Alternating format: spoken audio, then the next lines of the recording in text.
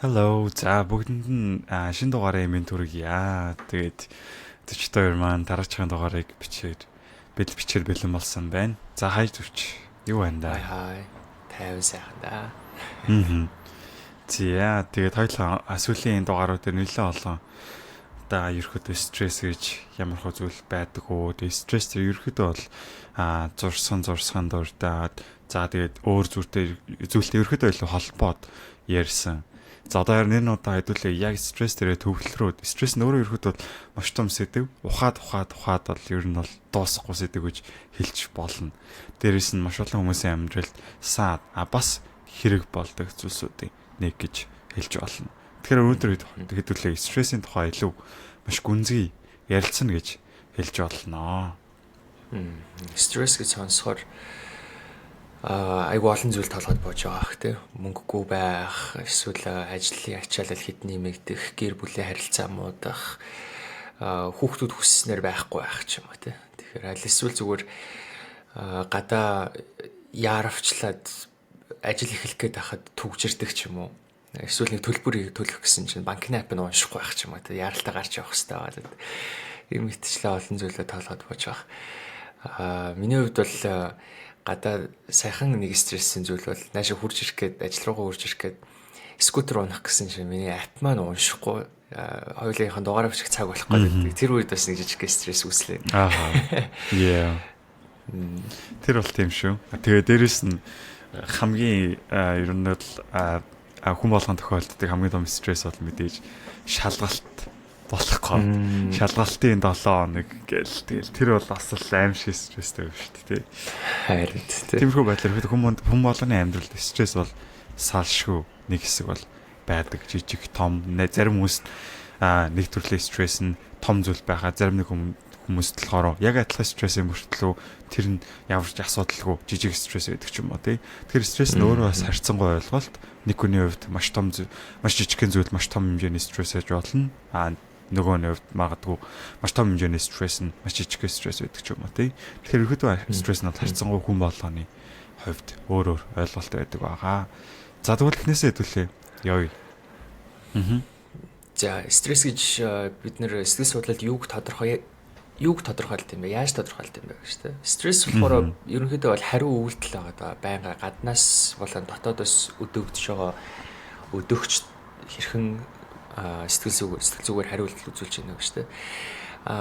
Энэ нь болохоор бидний хариу үйлдэл үзүүлэх боломж нөөц маань гадаадаас болон дотоодоос ирж байгаа хэрэгцээнд нийцэхгүй түүнээс дутаад байх юм бол одоо энэ стрессийн хариу үйлдэл илэрдэг гэж тодорхойлдог.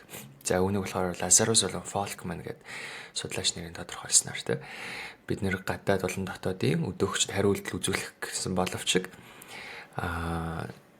тухайн шаардлагыг гүйцэтгүүлж чадахгүй байгаа үед бол стресс үүснэ гэж. Сайн миний скутерэн дээр апп нь уншихгүй байдаг жишээ бол цаг болоод байдаг. Аппийн хурд удаад байдаг. Энэ хоёрын хооронд миний хийж чадах зүйл байхгүй болоод аппийг хурдан уншуулж чадахгүй. Тэгээд одоо яах вэ гэдэг ийм асуудал шийдвэрлэх нөхцөл байдал жишээ нь орж байгаа тийм. За тэгээд ямар төрлүүд үт юм бэ гэвэл миний саяны хэлдэг стрессийн жишээ бол ерөнхийдөө их богино хугацааны энгийн стресс гэж хэлж болно. Энэ нь илүү хүнд болоод ирэх юм бол магадгүй одоо автосл ч юм уу тий аль эсвэл бүр амьд тулсан иймэрдүү асуудлууд болох юм бол түүнийг бид нэр гинтийн цочмог стресс гэж нэрлэдэг. За энэ гинтийн цочмог стресс нь үе дахин гарч ирээд байж болно давтамжтайгаар. За энэ нь бол магадгүй гэр бүлийн гишүүний эрүүл мэнд нь муудаад эмнэлэгт очиод хэвтцэн шинжилгээний хариу хагалгааны үр дүн яахаа мэддэхгүй байна ч гэдэг юм уу тий. Иймэрдүү үед бол бид нарт тухайн урт хугацаанд үргэлжилж байгаа зүйлийг байнгын толгой дотроо бодож тэгээд нэг үр дүн гарах, нэг хариу гарах, нэг шинжилгээ хийх болгонд тухайн стресс маань одоо яаж чухал гэж одоо төрдөг ч юм уу тий. За энэ бол давтамжтай зочмог стресс. За дараагийн нь болохоор угширсан стресс гэж хэлж болох байх тий. Маш удаан хугацаанд үргэлжилсэн бид нөр өөрсдөө сүултээ яагаад стрессэд байгаагаа ч ойлгохооргүй болсон. За магадгүй энэ үүнээс болоод ходоод болон бусад бие физиологийн сөрөг үр дүнгууд хариу үйлдэлүүд гараад эхэлчихсэн. За тэгээд нөгөө учир шалтгааныг нэргээд хайгаад олъё гэхээр бүр олдохооргүй хэмжээнд мартагдцсан. Ихтэй байнга ингээд явсараа тасал болцсон ийм төрлийн стресс. Энэ бол гэр бүлийн харилцаан дээр бас нэлээд анзаарэгддэг. Хүмүүс гэр бүлийн гишүүд, хүүхдээ эсвэл ах дүүнэр нэгээ дээрлэх эсвэл одоо хүчирхийлэх ч юм уу. Аль эсвэл сэтгэл зүгээр дарамтлах ямар нэгэн зүйлийг хийж чадахгүй гэдэг ийм итгэлийг төрүүлэх үгээр болон үйлдэлээр аль эсвэл ямар нэгэн амжилтыг нь дэмжиж сайшаахгүй байснаасаа болж одоо тухайн амжилтыг үзүүлж байгаа өөрийгөө магтуулмаар байгаа гаднаас ийм дэмжлэгийг авмаар байгаа хайр инрэл авмаар байгаа хүний хувьд бол одоо түүнийгээ байнга нууж дарж явдаг жишээ нь болсон байдаг. Тэгэхээр эдгээр бол жишээ нь одоо угширсан стрессийн жишээ төрлөж жишээ байж болж байна. За тийм chronic stress гэдэг биднээс бол яриад байгаа энэ бол хамгийн асуудалтай бөгөөд хэцүү төрлийн ер нь стресс үүсэж байгаа. Дээрээс нь ихэнх ноцтой бие махбодын болон сэтгэл зүйн өвчин болон асуудлууд болохоор энэ chronic stress-с болж үүсдэг байгаа. Тэгэхээр ерөнхийдөө chronic stress бол стресс дундаа хамгийн биед халтай стресс гэж хэлж болно. За тийм. Тэгэхээр хэдүүлээ хэвчээч юм нэмж хэлэх гэсэн үг үү? Үгүй. Хойлоо зөвшлөх. Окей. За тэгэхээр хэдүүлээ яг стресс үед ямар үйл ажиллагаа бие дотор явагдаж гэдэг ба физиологийн талаас нь илүү ярилцъя гэж бодож байна. За ямар тач болохоор ямар гормонууд ямар тэг системээр явагддгийг хэдүүлээ хэлж ярив. За эхлээд биднээс ерөөхдөө энэхүү процесс ямар эрхтнүүд тархины эрхтнүүд болохоор тий ашиглагддаг вэ гэдэг талаар ярилцъя. За эхнийх нь болохоор амигдала ерөөхдөө салшгүй нэг хэсэг гэж хэлж болно. Хоёрт нь болохоор hypothalamus болохоор бас энд ашиглагддаг. Мөн цаашаа болохоор hippocampus буюу prefrontal cortex тархины уртлын хэсэг. Hippocampus буюу нөгөө манай ой санамжны хэсэг маань болохоор үүнд маш хэрэгтэй энэхүү процесс үйл явцад болохоор оролцдог байгаа гэж хэлж болно.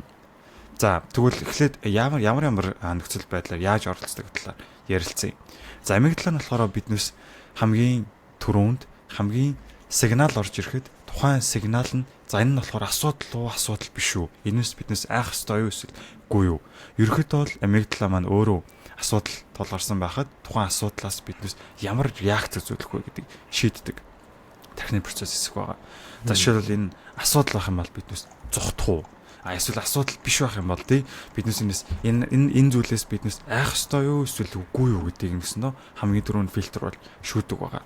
За дээрэс нь болохоор биднээс үүнийг ч гэсэн дээр өөрсдөө хянахад маш хэцүү автомат процесс гэж хэлж болно. Хараад ямар нэгэн байдлаар за өндөр юм хэлчихсэн аа. Тий. Саяных нэг амигдалагийн тухай яриад дууссан бол амигдалагийн гол ажиллагаа бол нөгөө сэтгэл хөдлөлийг үдирдэж зохицуулж байгаа. Сэтгэл хөдлөл болон тархины урд хэсэг хоорондын холбоон дээр ажиллаж байгаа. Тэгтэл стрессийн үед бидний нөгөө амигдалын үйл ажиллагаа алдагдангууд сэтгэл хөдлөлөө үдирдэх чадвар маш ихээр багасдаг. За үүнээс болж нөгөө хитрхи их уцаартай эсвэл хитрхи сэтгэл хөдлөл өндөр түвшинд буюу нөгөө амархан уйлдаг, амархан бусад гомддог. За эсвэл нөгөө ерөнхий амьдралын үйл явдлыг хэд сөргөөр хүлээж аваад бүх юм болохгүй байгаа юм шигээр ингэж гутарч гониглах ч юм асуудлуудаас нэмэгддэг тийм. За тийм ерөөдөө тэгэхээр амигдалагийн маань зарим үед болохоор асуудлыг хитрхи болохоор их том асуудал болж авдаг ч юм уу тий. Гэхдээ тэр нь бас нөгөө талаар болохоор бас биднээс prefrontal cortex буюу тархины урд хэсгийн маань бас тухайн нөгөө нэг emotional regulation буюу эмоцоо хянах, удирдах болохоор тал дээр асуудалтай болсоноор нөлөөтэй байдаг. За тэгээд дараагийн талаар хэдүүлээ ярив. Hypothalamus буюу HPA axis гэж байгаа. За HPA axis маань болохоор яадаг вэ гэхээр биднээсээ нөгөө л нэг яриад байгаа асуудал тулгархад биеинд болохоор шууд автоматар процесс болохоор болдог байгаа. За энэ болохоор яадаг вэ гэхээр биеинд кортизолыг болохоор гарах уугүй юу гэдэг болохоор дааврыг болохоор биднээс шууд гаргадаг. За энэ ямар даавар гаргадаг вэ гэхээр биднээсээ нэгснөө биеийг асуудал тулгархад тухайн асуудлын эсрэг тулалдах уу эсвэл зогтох уу гэдэг дааврыг болохоор ялгаруулдаг байгаа. За энэ даавар нь болохоор гарснаар яадаг вэ гэхээр бидэнд энгийн үед шаардлага одоо жишээд ингээд тухайн нөгөө нэг аюултай нөхцөл байдалд ороход шаардлагагүй бусад зүйлсүүд болохоор бүгдийг унтраадаг гэж хэлж болно. За тэр нь жишээлбэл юу ордог вэ гэхээр биднээсээ хоол боловсруулах эрхтэн тогтолцоо ч юм уу. За эсвэл дархлааны эсрэг дархлааны систем ч юм уу тийм. Иймэрхүү байдал бол яг тухайн нөхцөл байдал нөгөө баавгааны эсрэг тулалдах болоод ирэх юм бол ямар шаардлагагүй зүйл байхгүй тийм. Тэгэхээр нэгсэндөө би нөгөө нэг булчингуудыг илүү хурдан ажилуулдаг ч юм уу тий. Огцмоор булчин гэдэг хөдөлгөхөд нь тусалдаг ч юм уу. За эсвэл болохоор илүү хурдан биднээс гүүх тусалдаг ч юм уу тий. За тиймэрхүү байдлаар нэгсэндөө тулалтгаад бэлэн байдал болохоор оруулдаг гэж хэлж болно. Тэгэхээр энэ нь болохоор HPA axis буюу sympathetic nervous system гэхэд автоматар шууд ажилтдаг байгаа. Харин нөгөө талаараа эсрэгээрээ болохоор яг энэхүү нөгөө нэг fight or flight response буюу яг энэ асуудал аюултай нөхцөл байдал sympathetic nervous system нь ажилласны дараагаар parasympathetic буюу яг эсрэгээрээ нөгөө нэг биеийг тайвшруулах, за энгийн хэвийн байдалд нь оруулах, за ингээд нөгөө нэг дотоод эргэтэн тогтолцоо, за одоо хоол боловсруулах эргэтэн тогтолцоо, за тэгээ дээрэс нь нөгөө нэг яг өвчнөөс өвчсөн сэргийлэх зорилготой immune system буюу дархлааны системүүд буцааж ажиллаж эхэлж идэг байгаа. Харин chronic stress-ийн хувьд болохоор би яадаг вэ гэхээр нөгөө нэг асуудлыг нэгэсэндөө байнгын асуудалтай байна гэж хүлээж авсаар байгаад нөгөө нэг sympathetic nervous system нь зогсолтгүй ажилласаар хагаад тэгээ нэгэсэндөө ядраад нөгөө бие маань эсвүүд маань хийх цаашлаад асуудал нөгөө нэг эсвүүд маань байнгын нөгөө нэг баагатай тулдж байгаа юм шиг байгаад байна гэсэн үг шүү дээ тий. Тэгснээр яасан байх нь тогтмол хэмжээнд байсаар байгаа биднээс хоол боловсруулах эргэтэн тогтолцооны доолдловчин. За тэгээд мөн цаашлаад нөгөө нэг хитрхи их тэгж явсаар байгаа биднээс эс маань туйлдаа өрөө. За тэгээд нөгөө нэг биднээс стресс нь өөрөө цаашаа депрешн болох магадлалтай, anxious болох магадлалтай. За тэгээд ерөөдөө нэгсэн нөгөө том асуудлууд маань үүсэж байгаа. За тэгээд immune system маань ч гэсэндээ унснаас биднээс бие мах бод болон физиологийн хувьд болохоор өвчнөд нэрвэгдэх магадлал маань ч гэсэндээ улам нэмэгдээд эхэлж байгаа юм тий. Тэгэхээр иймэрхүү яг физиологийн хувьд маань асуудлууд учирдаг байх нэ. За үүн дээр нэмж зүч юмэрмэр байна уу? Уг хоёлоо цаашаа яваа. За тэгээ. Окей, за дараагийн хэсэг. За дараагийн болохоор бид нэр стрессийн тухай зарим судалгаанууд за тэгээд сая дурдгдсан дааврууд бол нейротрансмиттеруудтай холбоотой илүү дэлгэрэнгүй ярилцъя. За хамгийн ихнийх нь болохоор сая хэлсэн бидний биеийн респонсыг тарих маань үдирдэж байгаа. За үүнд болохоор нөгөө даавруудын нөлөөнөөс улбаалаад бид нэр аль биеийн хэсгээс эрчим хүч, энерги, анхаарлыг салгаж яг одоо тулгараад байгаа нөгөө гаднаас ирж байгаа шаардлагад одоо өөрсдөө зохицуулж түүнийг хангах вэ гэдэг рүү анхаарлаа хандуулах процесс үүсчихдэг. За энэ дээр болохоор миний одоо дуртай судлаач Стэнфордын эрдэмтэн Роберт Саполски гэдэг судлаач байдаг. Түүний бичсэн тахь яагаад ходоодны шархлаа авдаггүй вэ? Ходоодны шархлаагаар өвчлөдөггүй вэ гэдэг ном байдаг. За энэ болохоор бид нэрөө бүгд мэддэг стресс их байх тусам биднэрт ходоодны шархлаа үүсдэг, ходоод гэдсний асуудалтай болдог гэдэгтэй. Гэтэл зөвхөн хүн бас ходоодны шархлаатай болдоггүй. Амьтад ер нь бол мөн ижлэхэн ходоодны шархлаатай болдог. Гэхдээ тахь гэдэг амьтад ерөөсөө ходоодны шархлаатай болдоггүй юм байна л да. Үүний гол шалтгаан нь юу вэ гэсэн чинь тахь үргэлж зөвхөн маш богино хугацааны давтамжтай стресст л өртдөг. За энэ стресс нь болохоор нэг удаа арслан гараад ирэх юм бол зүхтаал болчихно тий. Тэр арслагын тухай дахиад хизээ гараад ирэх бол гэж стресстэхгүй, бодохгүй, шаналлахгүй ерөөсөө тухайн үед моментод болол өнгөрдөг. Тэр үед нөгөө дааврууд маань ялгараад тахны булчин руу адреналиныг шахаад тэр тахи одоо арслагаас хурдан цогтох нөхцөл нь бүрдээд тэгэл булчингаас нь булчиныг ялгаруулсан нөгөө хортой шүүснүүд за тэгээ адреналинууд бүгдээрээ тэгээ биетний шиг ингээд алга болчихно. Хүний хувьд болон зарим гэрийн тэжээмэл амтан ч юм уу морь ч юм уу те. Иймэрдүү одоо хүний нөлөөнд маш их өртсөн өдөртмийн амьдрал нь одоо анх үүссэн шигэ биш болцсон. Иймэрдүү амьтдын төрлүүдийн энэ episodic stress буюу нэг гарч ирээ байхгүй болдог стрессээс илүүтэйгээр өдөр тутам байнгын зайлшгүй бодоод явж явах хэрэгтэй юм сэтгэл зүйн стрессүүд байгаа учраас энэ нөгөө бидний угширсан стрессийг үүсгэдэг учраас энэ урт хугацаанд хүн болон зарим төрлийн амьтдад энэ одоодны шархлаа гэдэг өвчлөлийг үүсгэх нөхцөл болж байна гэдэг тухай ном байна. Тэгэхээр бид нэр одоо гол энэ стресс үүсгэж байгаа шалтгаан маань юу гэхээр ерөөсөө бидний сэтгэл зүй байгаа. Сэтгэл зүй маань аливаа гадаад асуудлыг, гадаад шаардлагыг тэ эсвэл өөрсдөө хэрэгцээг хитрхи дөвөөлхөн хүлээж авч үнэлж байгаа учраас эсвэл магадгүй угаасаа гаднаас ирж байгаа шаардлагууд хитрхи их байгаа учраас бидний гүйцэтгүүлж чадах тэр нөөц потенциалаас хитрхи давцсан байгаа учраас энэ биднэрт түгшүүр стрессийг үүсгэж байна гэж байна. За тэгээд бүр цаашлах юм бол бид нар юу харж болох вэ гэвэл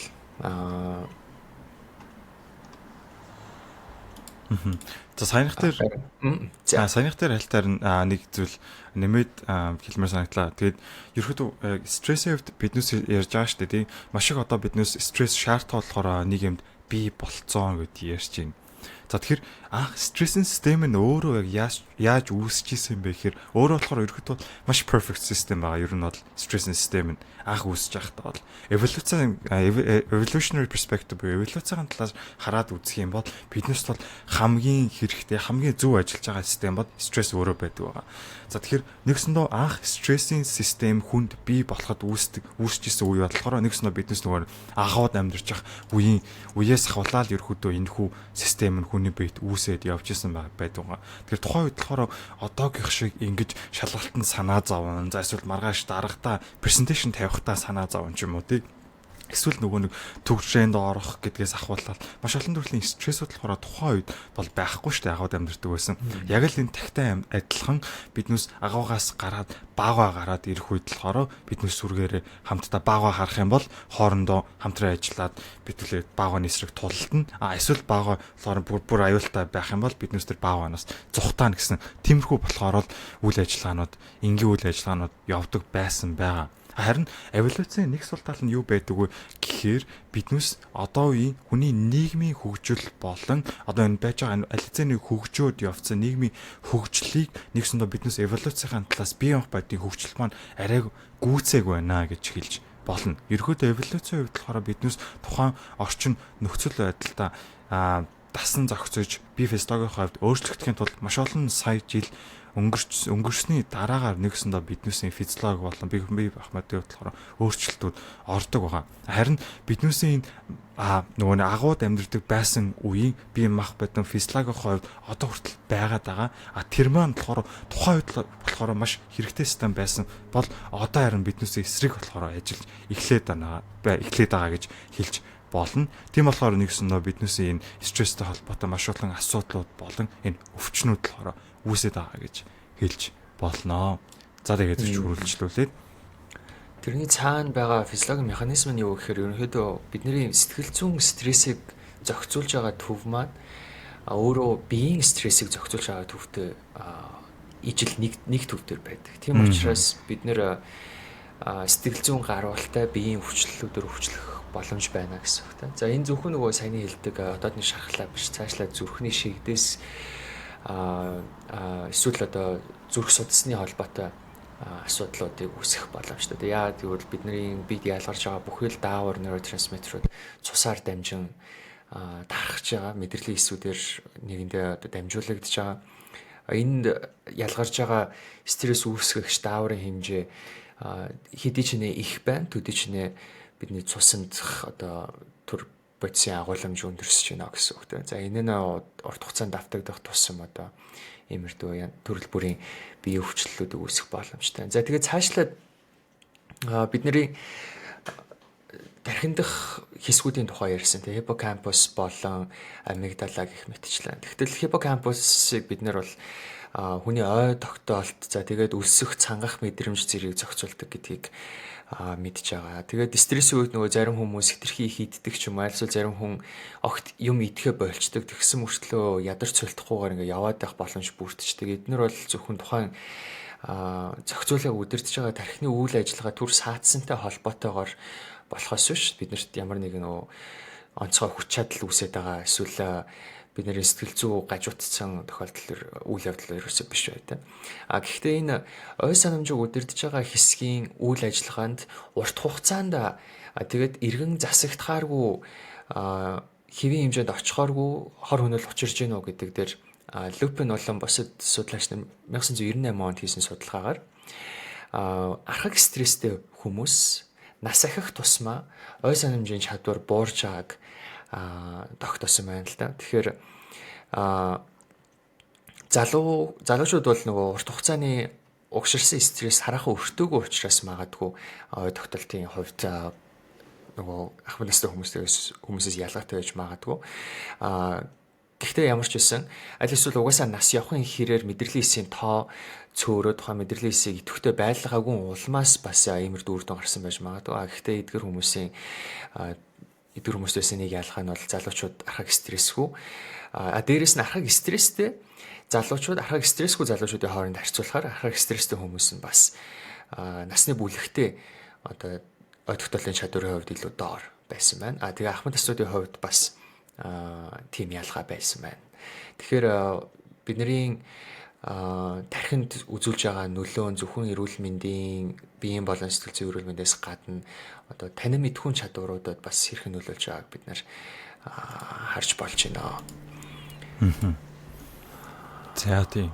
Тэгээд бас дээрсэн саяны хэсгүүд маань яаж жишээлбэл хиппокампус энэ үйл ажиллагаанд яаж оролцдог вэ гэхээр биднээсээ бас амьдралд тохиолдож исэн өмнөх experience буюу амьдралд маань тохиолдож исэн ямар нэгэн байдлаар тухайн нөхцөл байдал нь өмнө нь яаж шийдвэрлэгдэжсэнээс хамаарат одоо биднээс тухайн стрессийг яаж хүлээж авахнаас өөр байдаг байгаа. За жишээлбэл тухайн хүн баавгаатай ямар нэгэн байдлаар өмнө нь маш муухай experienceтэй. За эсвэл ямар нэгэн байдлаар гэр бүлийн гишүүн баавганд атлуулсан байдаг ч юм уу тий. Тиймэрхүү нөхцөл байдал үүссэн тохиолдолд тэр хүний баавганаас хүлээж авах стрессийн түвшин болохоор өөр гэр бүлийн гишүүн нь баавганд атлуулаагүй байх юм бол тухайн хүнтэй харьцуулах юм бол хамаагүй их байна гэж хэлж болно. Тэгэхээр нэгснөө биднээсийн амьдралын турш юу болж исэн, амьдралд нь болохоор юу нөлөөлж исэн, за тэг өмнө нь тухайн болохоор хэр их нөлөөлж иснээс хамаарат тухайн стресс хэр их хэмжээнд хүлээж авах вэ гэдэг нь болохоор өөр бас биднээс байдаг байгаа. Тэгэхээр personality trait нөлөөлнө. За тэг амьдралынхаа өмнөх past experience биднээс нөлөөлдөг байгаа. Тэгээд тухайн хүний төрөлхөөс заяасан ч гэсэндээ биднээс coping style-ууд байдаг байгаа. За тэгээ зарим хүмүүс болохоор problem focused тий ямар нэгэн асуудлыг шийдвэрлэх талаас нь асуудал нь яг юу юм бэ гэдэг талаас нь болохоор илүү ханж логикоор асуудлыг шийдвэрлэх гэж оролддог хүмүүс байхад нөгөө талаас нь биднес тухайн асуудал илүү emotion буюу emotion focused яг тухайн сэтгэл хөдлөлөөрөө болохоор яаж энэ асуудалтай нүүр тулах вэ сэтгэл хөдлөлийн тал дээр яаж талаас нь биднес шийдвэрлэх вэ гэдэг талаас нь ер нь хүн болгон бас өөр биднес аргаар стресстэй нүүр толдог байгаа. Тэгэхээр ерөөхдөө биднээсийн маш олон төрлийн зүйлс яг стресс яаж хүлээж авах вэ? За тэгэхээр тухайн стрессийг яаж шийдвэрлэх гэдэг дээр ч нөлөөлж идэг гэж хэлж болно. За цаашлаад эрүүл мэндийн хувьд бас нэг дуртахгүй болохгүй зүйлүүд нь юу гэхээр стрессийн түвшин өндөр байх тусам угшрах тусам бидний дархлааны систем бас үйл ажиллагаа нь сууларч идэг. За тийм учраас стресс өндөрт ихтэй байгаа хүмүүс магадгүй одоо амархан вирусын хаалдвар төртдөг ч юм уу те. Энэ нь шууд стресс тэнцүү дархлааны систем бууралт гэхээс илүүтэйгээр стресс тэнцүү нойрны гажуудал нойрны хоомсдол эсвэл стресс тэнцүү саяны хэлсэнчлэн гаднаас хангалттай шимт хижээл авахгүй байх учир нь угаасаа цаанаас өлсөд сангахгүй тийм мэдрэмж төрөхгүй тэгээд угаасаа өөр зүйлд анхаарал хандуулах шаардлагатай юм идэгч завгүй явж байгаа нөхцөлд бол иймэрдүү асуудлууд үүсэж байна. Тэгэхээр тэр юм идэхгүй байгаа зүйл хэтрүүлэн идэж байгаа нь өөрөө урт хугацаанд нөгөө зүрх судасны эмгэгүүд аль эсвэл ходоодны шархлаа гэх мэтчлэн өвчлөлүүдүүд бас хүрэж яадаг юм дам нөлөө байж болж байна. Тэгээд эцэст нь болохоор бидний насжилтыг бас илүү хурцсагдаг. Стресстэй нөхцөл байдлаар амьдарч байгаа хүмүүсийн теломерийн холбоо илүү богинохон болж ирж идэг тийм. Теломерийн тухай бид нэр илүү мэдээ сонирхоо гэх юм бол монгол хэл дээр теломерийн нөлөө билүү тийм ном гарсан байсан. Тэгэхээр энэ тухайас илүү дэлгэрэнгүй судлахыг хүсэх юм бол тухайн номыг авч уншиж болох байх. За гэхдээ бид нэр энд нэг зүйлийг ажиллаж болох нь юу вэ гэхээр дийлэнх өмнөх үеийн хүн эсвэл бидний дээд үеийнхэн ахмад настад юу гэж хэлдэг вэ гэвэл хитрхи залуу үеийнхэн хитрхи эмзэг байна, хитрхи амархан стресс дүртэж जैन. За тэгээд нөгөө Gen-Z-г одоо ажлаас салширж जैन гэх мэтчлийн зүйлүүдийг бид нэр яриад байгаа тийм. Гэтэл уг нь бол энэ халширна гэдэг чинь эсвэл биеийн өвчлөл гэдэг чинь тухайн гаднаас ирж байгаа эсвэл дотоод шаардлагууд угаасаа биед тохирохгүй байна, болохгүй байна гэдээ үзүүлж байгаа л уг нь хариу үйлдэл юм байгаа тийм. Биеийн өвчин гэдэг бол ялангуяа одоо гүйлтэр хичээлдэг хүмүүс мэдэх бах. Хэрвээ бид нэр гүйж агаад шагаа юм уу өвдөгний орчмоор өвдөж эхлэх юм бол тухайн өвчнийг гүрийгээ даваад гүүх биш шууд тэр дорнд болох хэрэгтэй байдаг. Энэ нь яагаад тэгэхээр биеэс үзүүлж байгаа болоо би ачаал авч чадахгүй байжтэй гэж байгаа дохио. Гэтэл маш олон хүмүүс гүүгээд байвал өвчин алга болчтой ингээд шахаад гүйчдэг. Гэтэл тэр нь урт хугацаанд идэгрэшгүй гэмтлийг үзүүлээд ингээд дахиад одоо гүйлтэр хичээлэх боломжгүй болдог ч юм уу тийм. Сэтгэл зүйн хувьд бол уг нь бас адилхан. Гэхдээ бид нэр өвдөгний болон шагааны тэр ачаал даах чадварыг дасгал хөдөлгөөнөөр бол сайжруулж болно. Өвдөнгүүт нь болоод огт түүнийг дасгалжуулахгүй байгаад их юм бол тэгээд ижилхэн хэмжээний ачаал дээр өвдөл байдаг хэвээрээ л энэ тийм. Гэтэл түүнийг нь ачаал даах чадварыг нь баг багаар дасгалжуулаад байх юм бол мэдээж урт хугацаанд одоо бүтэн марафон, ультрамарафон гэх мэтчлэн гүөх нөхцөлийг бүрдүүлж байгаа. Тэгэхээр стресстэй мөн ижилхэн бид нэр яг амархан ихэндээ стрессчж ажиллаж салширч болно. Гэтэл тэрийг биднэрт одоо магадгүй багаас маань хойш боловсролын систем маань аль эсвэл гэр бүлийн нөхцөлт ч юм уу аль эсвэл бидний амьдралын хэв маяг өөрөө тухайн стрессийг даван туулах үед бидний сэтгэл зүг одоо дасгалжуулаагүй. Тэгээ бид нар өөрсдөө resilience төдийч дутмаг суралцсан байна л гэсэн. Гэхдээ нөгөө талаас энэ нь нэг сайн зүйл нь юу гэхээр гаднаас байнгын тогтмол одоо угширсан эсвэл зочмог стрессийг авахгүй байгаа. Бид нэр урт хугацаанд илүү урт наслах нэг нөхцөл болж иж магадгүй гэсэн. Тэгэхээр бид нэр амьдралын утга учир зорилго маань өөрөө юу юм бэ гэхээр бидний нийгмийн одоогийн байгаа бүтэц үйл ажиллагаа системтэй хэрхэн уялдж байгааг бас нэг харж үзэх ёстой болов уу гэж би бодоод байна. Яагаад тэгэхээр илүү аз жаргалтай, амар тайван, тэгээд амьдралдаа сэтгэл ханамжтай, бие болон сэтгэл зүйн тулгамдсан асуудал өвчлөл бага байхад одоо зарим хүний хувьд амьдралынхаа туйлын зорилго гол хүсэл мөрөөдөл нь байж болно шүү дээ. Хүүхдтэйгээ аав ээжтэйгээ илүү урт хугацаанд хамт байх ингээд нэг юм хүн гэдэг амтан бодлоо төрснийх нь гол утга учир нь тийм байж болно. Тэгтэл түүнийг яагаад заавал бид нэр бас гаднаас нь шахаад одоо чи стрессдэх ёстой, стрессээ чи даван туулах ёстой гэдэг ингээд шахаад байх ёстой гэж нэг ийм асуулт зүгээр надад бодогдтiin. Тэгэхээр стресс маань ийм хоёр талтай тийм бид нэр нэг талаасаа түүнийгээ дасгалжуулаад resilience-ийг өсгөөд ингээд ачааллыг даван туулаад байж болох ч гэсэндээ магадгүй тэр нь урт хугацаанд бидний амьд явах урт хугацаанд одоо эрүүл сарвал амьдрал хэсгийн дамжтай амьд явах хугацаанаас хороож иж магадгүй байх юм нөхцөл байгаад байна гэсэн үг тийм. За тийм. За тэгээд дараагийн хэсэг рүүгээ оръё. За тэгвэл бидний стресс гээд яриад байна. За тэгвэл яг стресс тэгвэл яг биднүүст ямар хэрэгтэй юм бэ? Тэ стресс ерөөхдөө бол байнгын тийм муу юм уу? За эсвэл стресс хүнд юу н ямар нэгэн байдлаар ер нь яагаад биднээс юм стресс гэдэг зүйл байгаад байгаа тий? Тэгэхээр ийм сайн байх ер нь боломж байгаа юу? Тийм бид нэр энийг нөгөө эерэг стресс гэж нэрлэдэг тийм. Эерэг стресс бол одоо тулгамдсан байгаа үед бид нэрийг асуудлын шийдлийг хурдан хайж одлох нөхцөлийг бүрдүүлж байдаг. Аль эсвэл магадгүй нөгөө нэг одоо баг байхад жоохон байхад л айгүйх байрны ахнар том нохойнуудаа байрны гадаа салхилуулаа явж байдаг гэсэн. Тэр үед айгүйх нохойд хөөгддөг гэсэн байхгүй. Тиймэрхүү үед ч юм уу те. Тэрээс ш одоо бусад амьтан шиг юм байгаль дээр нэг алж идээд байдаг учраас биднэрт бол одоо тэр зочмог стресс нь адреналиныг тэгж хэмжээгээр ялгаруулах бол нөхцөл шаардлага маш хомсолцсон байгаа. Харин сэтгэл зүйн стрессийн хувьд бол дийлэнхдээ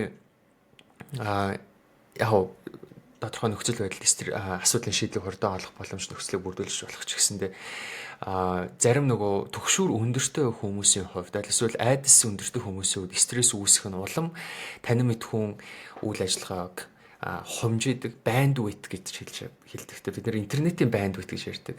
Олон тайп зэрэг оруулчин бол бидний интернет нэг тайп дээр гүйцэтгэх ажлын хурд удаашртагтай ижилхэн үйл ажиллагаа бидний танин мэдхүүд явагдаж байгаа.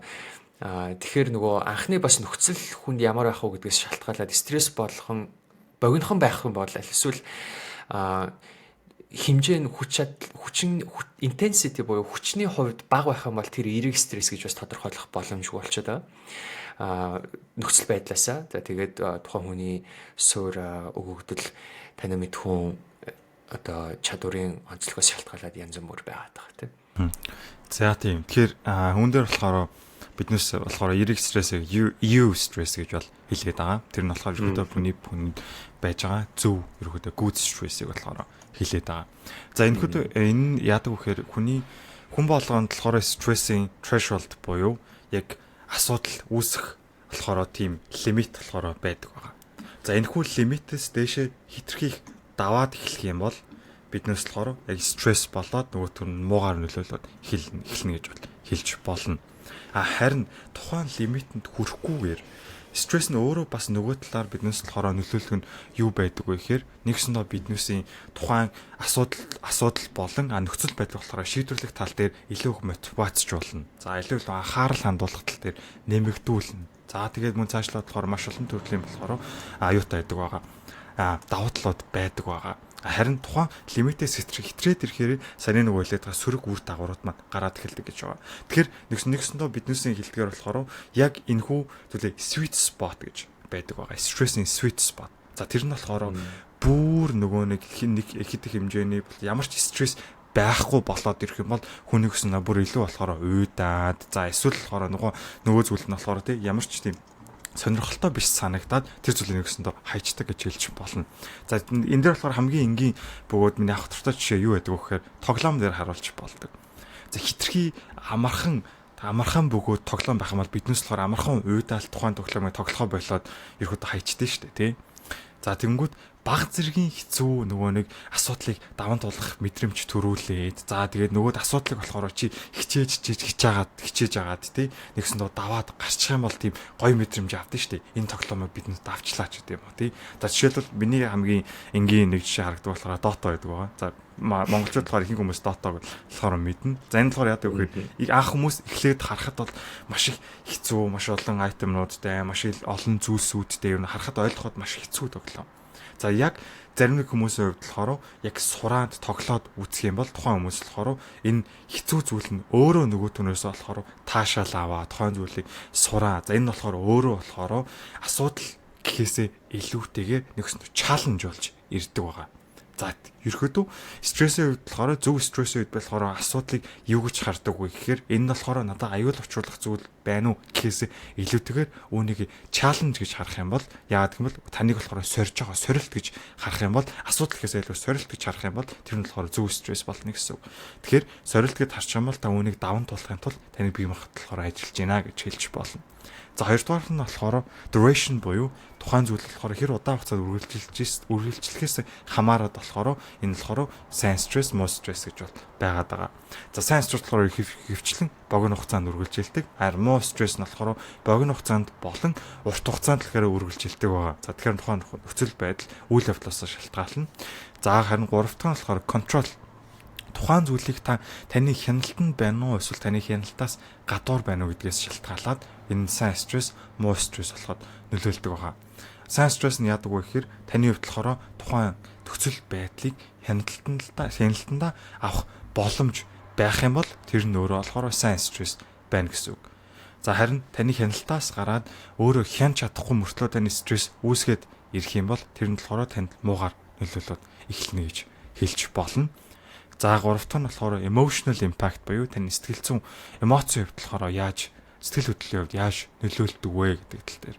За сайн стресс бол таны хувьд болохоор маш их хэмжээр догтлол үүсгэн тухайн зүйлийг хэлбэр давахын тулд болохоор илүү мотивацтай тийм эрч хүчтэй болохоор байна гэж хэлж болно. Харин муу стрессээр биднээс яадаг вэ гэхээр түгшүүр бухимдалт за тэгээ дээрэс нь болохоор үнийг давж чадахгүй helplessness буюу ямар нэгэн байдлаар тухайн зүйлийг за би нэг угсаал давж чадахгүй байна гэсэн тэгээ санал нийлцэн хизээч тухайн асуудлыг давж гаргахад оролдохоо болно гэсэн тиймэрхүү байдлаар нөлөөлдөг байгаа. Нөгөөдөр нь дараачих нь болохоор биднээсийн асуудлыг шийдэх буюу performance тал дээр болохоор нөлөөлдөг байгаа. Тухайн болохоор биднээсийн хийх тухайн үйл ажлыг болохоор гүйцэтгэх чадвар гэж хэлж болно. Сайн стресс үед хүн яадаг вэхээр биднээсээ перформанс нь болохоор ихсдэг байгаа. Ажлыг болохоор хийж дуусгах чадвар нь болохоор илүү нэмэгддэг. Муу стрессийн хувьд болохоор тухайн энгийн үед биднээсээ хийж чаддаг байсан перформанс буюу үйл ажиллагаа хийдэг зүйлээ болохоор хийж чадах болдог байгаа. За тэгээд хамгийн сүүлд нь болохоор сайн стресс үед болохоор биднээс асуудлыг даван туулах чадвар маань асуудлыг багаар даван туулснаар тухайн нөгөө нэг асуудлыг биднээс юу байсан шүү дээ тий чаленж гэж сорилт гэж хүлээж аваад түүнийгээ давж гарснараа дараагийн асуудлуудыг болохоор давж гарах чадварын хувьд болохоор нэмэгдээд явдаг байгаа. Харин муу стресс хувьд болохоор мэдээж бие махбодын хувьд болон сэтгэл зүйн асуудлууд үүсээд улам асуудлыг давж чадахт хэцүү болоод явдаг байгаа. Тэгэхээр ингэснээр маш том ялгаанууд маань болохоор сайн стресс, муу стресс, харин сайн стресс үүсээд үнийг ашиглаж чадах юм бол бид маш олон төрлийн давуу талууд үүсэх боломжтой байна гэдгийг харж болно. Мөн шинээр үүсэж байгаа стрессийг тэр сайн стресс буюу стрессийн түвшинд бид нэр байлгаж удирдах боломж байгаа тийм. Энэ нь болохоор өөрөөр бол бид нар урт хугацааны стрессийг хэрхэн зохицуулах вэ, менеж хийх вэ гэдэг арга техникүүдтэй шууд холбоотой. Тэгэхээр хоёулаа хэрхэн стрессийг менеж хийх юм бэ гэдэг рүү оръё тийм. За эхнийх нь болохоор бид нэр хүн болгон бараг мэддэг болцсон байгаа. Дасгал хөдөлгөөн гэдэг бол номер 1 арга зам байна. Одоогоор бол бас сошиал медиа харах юм бол маш олон залуучууд жимээр хичээлдэг болсон байна. За жил ирэх тусам Улаанбаатар марафон болон бусад марафонд оролцогчдын тоо нэмэгдэж байна. За тэгэхээр энэ бол би бол сайн дохио гэж харж байгаа. Бид нэр дасгал хөдөлгөөнийг бид яагаад хэрэгтэй вэ? За ганц энэ стрессийн ч биш. Биеийн эрүүл мэндийн хувьд ч гэсэндээ хэрэгтэйг нь бид нэр ойлгож байгаа болоо гэж харж байгаа. За тэгээд дасгал хөдөлгөөн хийснээр нөгөө талдаа бас бидэнд хэрэгтэй байдаг нэг зүйл нь нойр байдаг. Нойрыг илүү сайн хүргэж идэг. Бие маань ядарч байгаа болчингуудаа ажилуулсан учраас тэгээд дээрэс нь нөгөө хоолны зохицуулгыг бас дэмжиж өгч байгаа. Яагаад гэвэл дасгал хөдөлгөөн хийгээд энерги зарцуулж байгаа, калори шатааж байгаа учраас гаднаас нэмэлт хичээлийг бие маань нэхнэ. Түүнийгээ хангах үс одоо үнс хичээлийг бид нэр тогтмол идэх юм боломжийг бас бүрдүүлж өгч байна гэсэн үг тийм.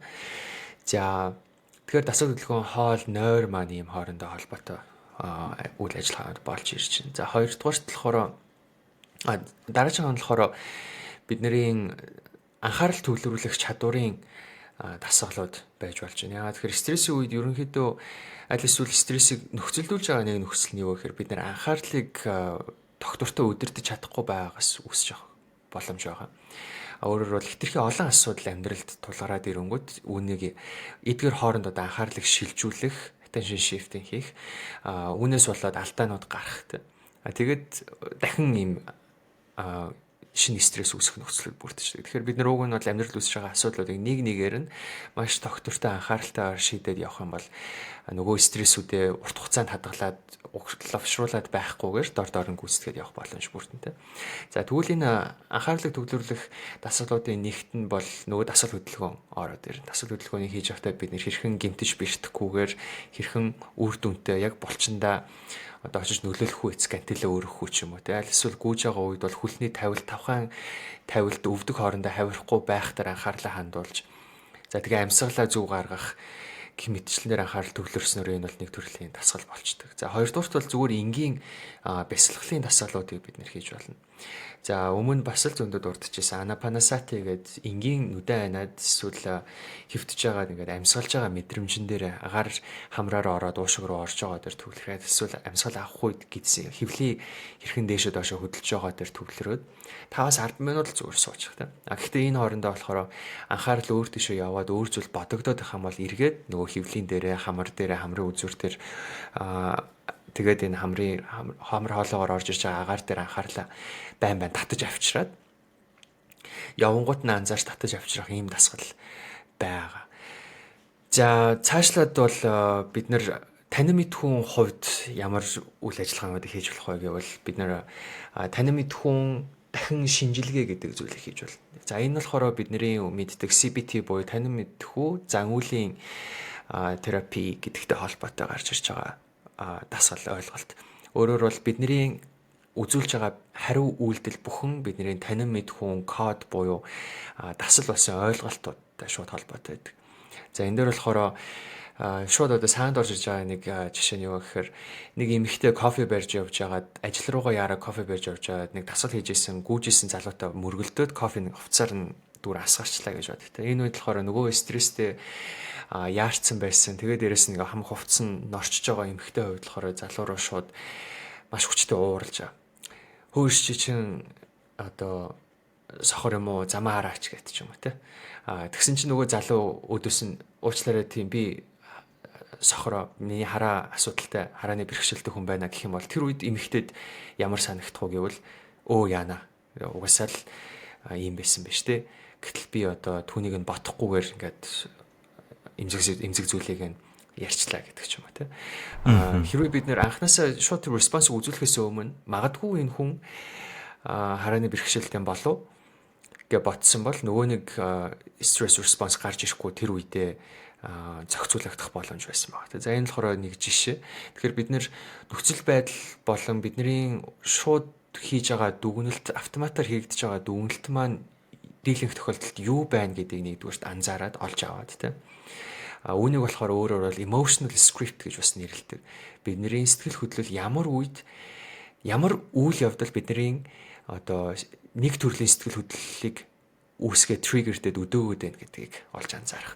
Энэ нь болохоор дийлэнхтэй бид нөгөө багаасаа сурцсан, багаасаа хийсээр байгаа тэгээ дадлуулсан үйл явдлууд дийлэнхтэй байдаг. Тэгэхээр тэр дадлуулсан байгаа үйл явдлууд нь үнэхээр биднэрт болон бусдад үр ашигтай байна уу? Урт хугацаанд миний сэтгэл зүйд асуудал үүсэхгүй, тулгамцсан асуудал үүсэхэргүй байна уу гэдгийг эргэн харах энэ үйл явцыг л танин мэдхүүн дахин шүүлт буюу reappraisal одоо энийг дахин ийм үнэлгээнд оруулж байгаа хэлбэр гэж үзэж байгаа. Тэгэхээр бид нэр өдөр тутамдаа болж байгаа үйл явдлуудыг энэ үнэлгээнд дахин үнэлгээнд оруулаад байх юм бол нөгөө нэг habit-ийг эвдэх боломж маань гарч ирнэ гэсэн. За тэгээд эцэст нь бол нөгөө нийгмийн харилцаа ганцаардал гэдэг бол өөрөө эргээд аз жаргалын даавруудыг, эерэг даавруудыг одоо дарангуулад сөрөг даавруудад боломж олгочдөг.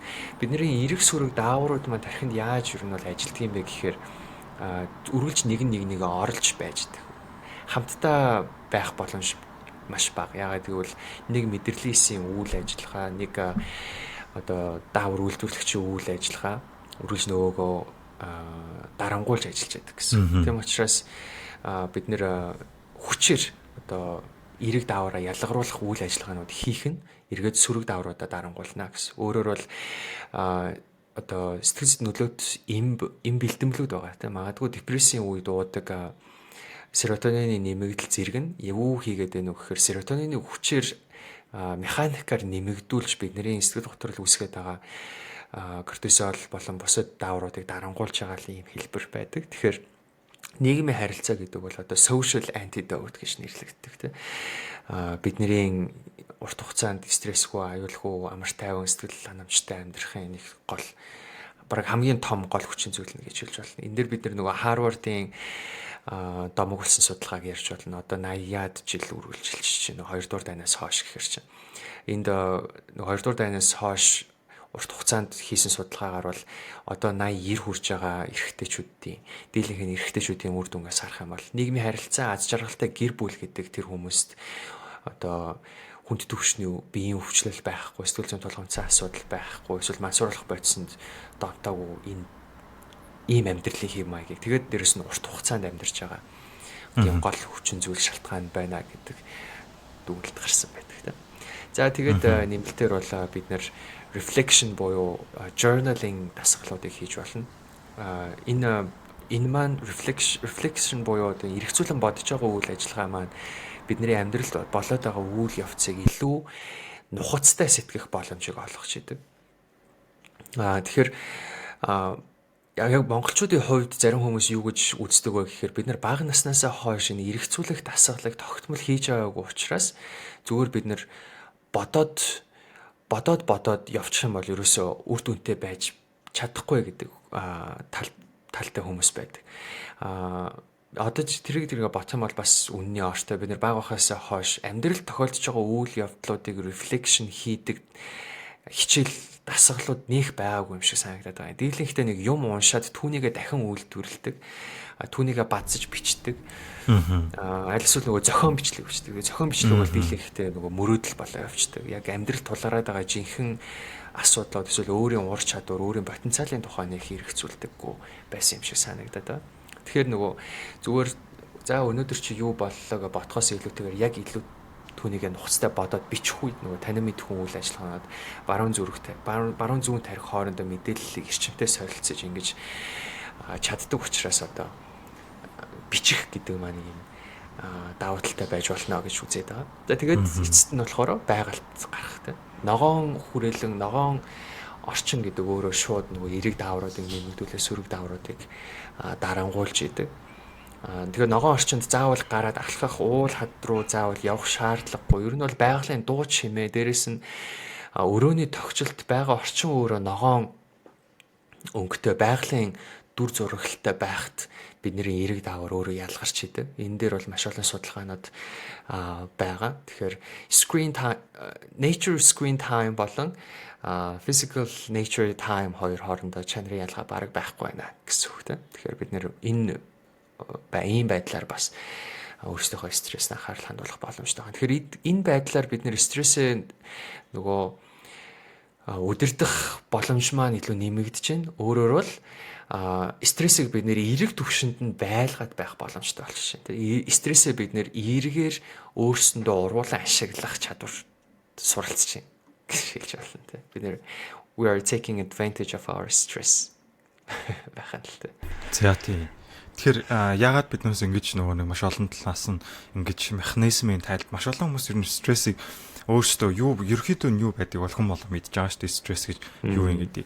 Харин маш олон хүмүүс болохоор яг механизм нь яаж явагддаг, биеийн хувьд яаж явагддгийг мэддэггүй учраас яг үнэхээр effective буюу амжилттайгаар тухайн стресстэй болохоор асуудалтай нөгөө нэг амжилттайгаар энэний эсрэг болохоор биднес яаж шийдвэрлэх тал дээр мэддэггүй байгаа. Тэгэхээр биднес механизмыг ойлгоод тэрнийхээ эсрэг биднес яаж биднес асуудалтай нүүр тулах вэ гэдгийг нь болохоор мэдчих юм бол цаашлаад нөгөө нэг стресстэйгээ илүү тэмцэхэд болохоор амархан болгоод ирж байгаа юм л та. Тийм болохоор бид хоёр маш эхлээд болохоор яг нөгөө нэг өмнөх механизм нь яаж явагддгүү тэгээд тэр механизм эсрэг болохоор ямар аргуудаар биднес тэмцэж болох вэ гэдгийг саяхлахаараа хэлж байна. За тэгэхээр үүн дээр миний хувьд болохоор баг нэмээд авах зүйл бол алга. Тэгээд саяны зөвлөдөг хальт ер нь бол базаад хэлэхэд бол нэгдүгээрт биднес найз нөхөд social support болохоор нийгмийн болохоор туслалцаа хэрэгтэй байд юм байна. За тэгээ хоёрдугаар болохоор асуудалтай болохоор биднес яаж биднес нүүр тулах вэ гэдэг нь өөрөө чухал. Асуудалтай биднес асуудлыг тодорхойлоод problem solving буюу асуудалтай нүүр тулаад тухайн асуудлын эсрэг болохоор юу хийж болох вэ гэдгийг хараад тий. За жишээлбэл биднес шалгалтаас бол стресстэй байх юм бол шалгалтаас өмнөх 7 хоногт нь биднес байнгын хичээлээ давтдаг тиймэрхүү тогтмол скежүүлтэй болдог ч юм уу тий. За эсвэл болохоор тухайн тэр үед болохоор биднес хин нэгнээс тусалцаа авч сурдаг ч юм уу тий. Тиймэрхүү байдлаар биднес энэхүү асуудлыг шийдэх боломжтой нэгснэ problem focused problem solving coping mechanism байгаа. За гуравт нь болохоор зүчин хэлжсэн болохоор дасгал хөдөлгөөн байгаа. Дасгал хөдөлгөөн гэдэг нь болохоор шууд биднесээ стрессийг бууруулахтай шууд холбоотой байдаг байгаа. Тэгэхээр энэ нь болохоор биднүүсний яг нөгөө нэг биед тохиолдож байгаа тэр стрессийн гормонууд болохоор багасгаад за тэгээд илүү болохоор позитив сэтгэл ханамж, сэтгэл зүй мэдрэмж хүртэл шууд төрүүлдэг нь болохоор судалгаагаар батлагдсан байдаг шээ. Дасгал хийсний дараа бол биднүүсийн илүү их зүйлсийг эргээр харах магадлал нь болохоор дасгал хийгээгүй хүнтэй харьцуулах юм бол маш их хэмжээг нэмэгдсэн байдаг. Тэгэхээр биднээс дасгал хийх юм бол шууд эргээр харах магадлал нь ч гэсэн ихсдэг.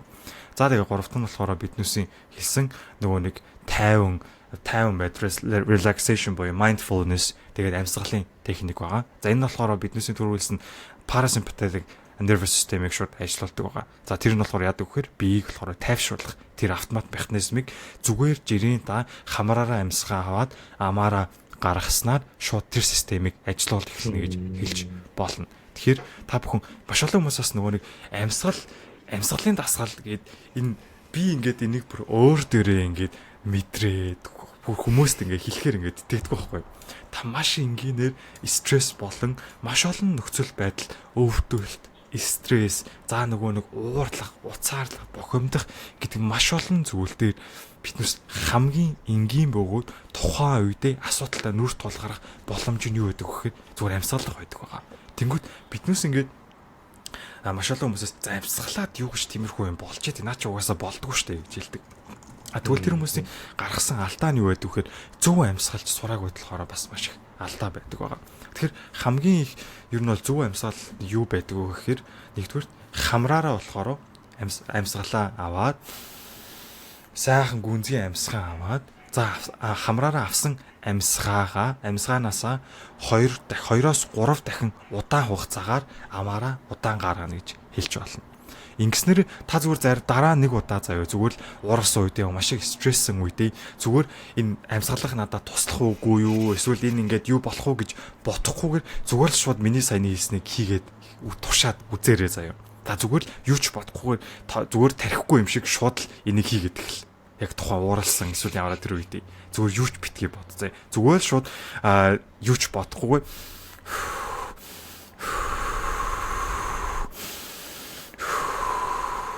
ингээл яг хамраараа аваад амаараа амьсгаад эхэл. Амьсгалаа амаараа амьсгаа гаргаад эхэл. Тэгэх юм бол энэ нэгдүгээр таны parasympathetic nervous system-ийг ажиллуулна. Тэр нь болохоор шууд та хүчээр нөгөө нэг стрессийг болохоор арилгах механизмаа биеийнхээ хувьд болохоор физиологийн хувьд шууд ажиллаад эхэлж гин гэсэн үг байхгүй юу. Тэгэхээр таны нөгөө нэг толгоон дотор чинь юу гэж бодох хамаагүй, та энэ асуудлыг давж чадах уугүй юу гэж бодох хамаагүй, таны шууд бие чинь өөрөө болохоор өөрийгөө шууд тайвшруулах замдаа оруулж чинь гэж хэлж болно. Нөгөө нэг тархины маш олон энэ асуудлыг давж чадах уугүй юу гэдэг олон зүйлсүүдийг болохоор шууд алгасаад нэгсэн нөө тань би өөрийгөө тайвшруулад эхэлж чинь гэж хэлж болно. Тэгэхээр маш олон хүмүүс нөгөө нэг асуудлыг anxiety, түгшүүр, helplessness тий аль хэзээний асуудлыг давж чадахгүй байна гэдэгт итгэцэн нөхцөлд бол шууд физиологийн хувьд та асуудлыг шууд нөгөө нэг чадахгүй байна гэсэн бодлоос алгасаад амьсгалаад эхлэх юм бол инээс үл хамааран та асуудлыг болохоор стрессийн түвшингөө бууруулах боломжтой гэж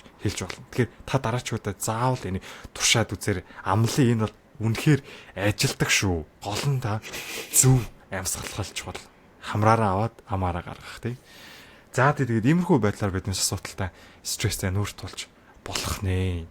За тэгээд зүвч үүн дээр өөр нэмэх зүйл байна уу?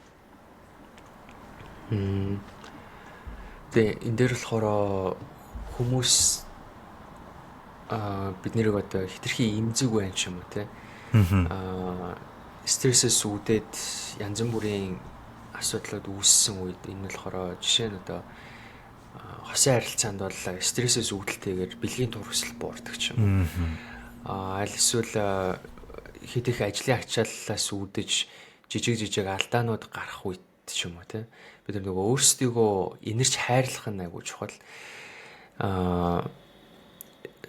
Бид нар бол ерөөсөө анханасаа бүтлгүй анханасаа азгүй ч юм уу те. Анханасаа эсвэл юм огт ур чадваргүй хүмүүс ерөөсөө биш. Энэ бол тухайн моментод тухайн үйл явдалтай холбоотой үүсэж байгаа гэдгийг нэгдүгээрт бодох. Хоёрдугаарт бол биднэрт үргэлж цаашаага өссөн хөгжих үүд боломж нээлттэй байгаа.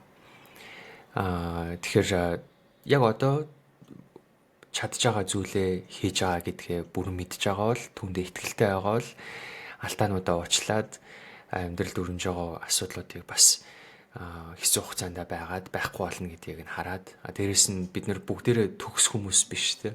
Биднэрт шаардлага тавиад байгаа хүмүүс маань хүртэл өөрсдөө төгс хүмүүс биш байгаа. Тэр хэзээ нэгэн цагт бас алдаа гаргана. Тэгэхээр тэр хүмүүс ч гэсэндээ бас нөгөө хорлоход шаарлахгүйгээр тэ мэдээж хүн болгоны асуудлыг 100% ойлгоод түүнийг нь 100% хүлээн зөвшөөрөөд явдаг хүмүүс маш ховор. Тийм чадварыг бид нэр анханасаа суралцаагүй хин нэгэн бид нар зааж өгөөгүй. Тэгэхээр бид нар өөрсдөө бас бусдыг тэгэж инэрч хайрладаг, стресстэй үед нь ойлгодог, хүндэлдэг тэ.